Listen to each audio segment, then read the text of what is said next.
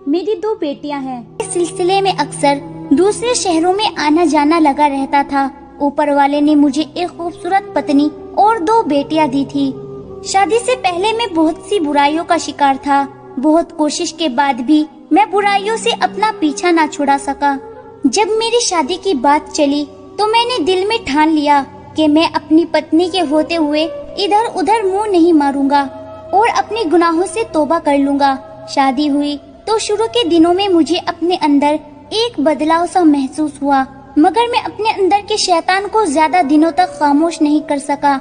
जब भी कारोबार के सिलसिले में किसी दूसरे शहर के लिए जाता, होटल में रहने के दौरान किसी न किसी लड़की के जिस्म के साथ जरूर खेलता।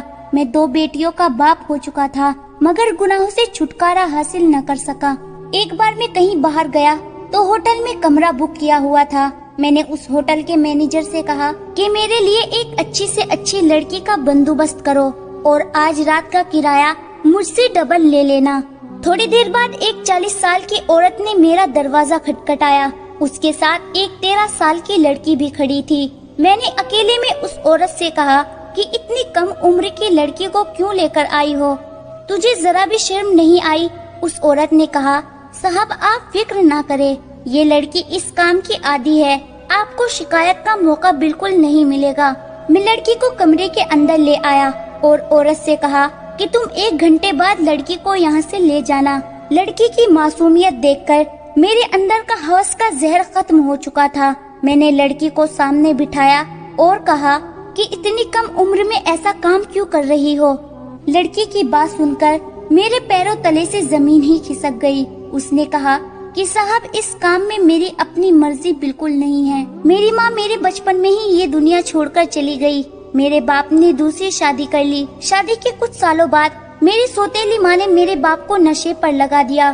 फिर हमारे घर में अजीब अजीब लोगों का आना जाना शुरू हो गया। मेरा बाप नशे में अपना होश खो चुका था। वह औरत एक बदकार औरत थी। उसका ना मुझे पता था और ना ही मेरे बाप को। कुछ वक्त गुजरा, नशे ने मेरे बाप की जान ले ली तो मैं पूरी तरह से अपनी सौतेली माँ के रहमो करम पर जीने लगी। आज से तकरीबन 2 साल पहले मेरी माँ ने मुझे इस काम पर लगा लिया, जबकि मेरी इसमें खुद की मर्जी बिल्कुल नहीं थी।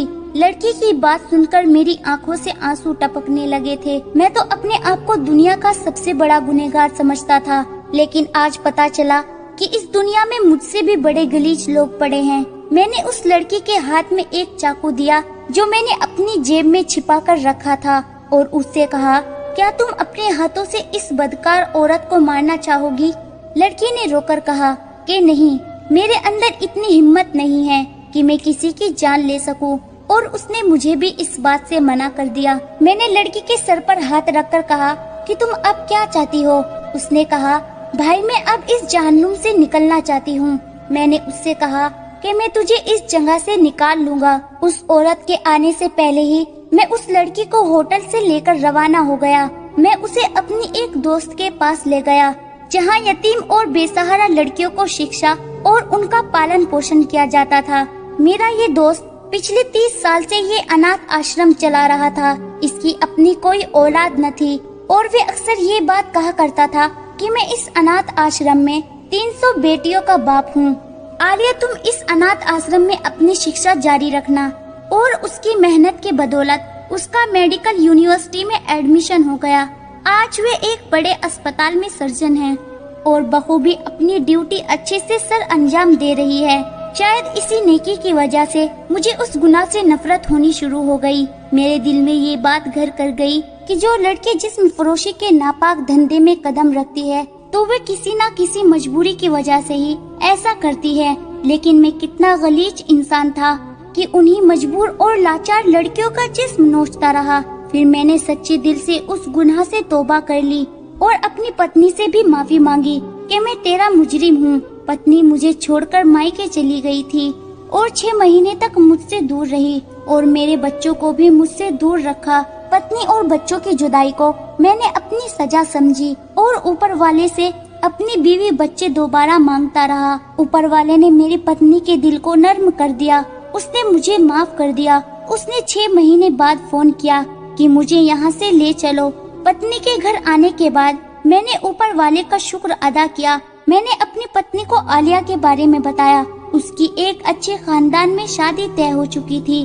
मैंने एक भाई होने के नाते आलिया को अपने घर से रुखसत किया। शादी के काफी दिनों बाद मुझे आलिया की एक कॉल आई और उसने मुझे बताया कि उसकी सौतेली माँ की लाश अस्पताल में है। वे लोगों को अपने ही घर के आगे खून में लथपथ पड़ी मिली है। छानबीन करने के बाद पता चला कि उसकी अपनी ही सगी औलाद ने किसी बात पर उसे छत से नीचे फेंक दिया, लेकिन मोहल्ले वाले उसे रोड से उठाकर तुरंत ही अस्पताल ले आए। मगर अफसोस, सर पर चोट बहुत गहरी थी, इसीलिए मैं इसको नहीं बचा पाई। मेरी सौतेली माँ ने मेरे ही अस्पताल में तड़प तड़प कर जान गंवा दी। सच कहते हैं कि इंसान को अपने किए की सजा दुनिया में ही मिल जाती है। दोस्तों, उम्मीद करती हूँ हमारी आज की कहानी भी आपको पसंद आई होगी। इस कहानी के बारे में आपका क्या कहना है, कमेंट करके जरूर बताएं। वीडियो को लाइक कर दीजिए और इसी तरह की कहानियाँ लगातार देखने और सुनने के लिए चैनल को सब्सक्राइब करके घंटी को दबाकर ऑल पर सेट कर लीजिए, ताकि आने वाली वीडियो का नोटिफिकेशन आपके पास तुरंत पहुँचे। मैं मिलती हूँ आपसे अगली वीडियो में, तब तक के लिए धन्यवाद।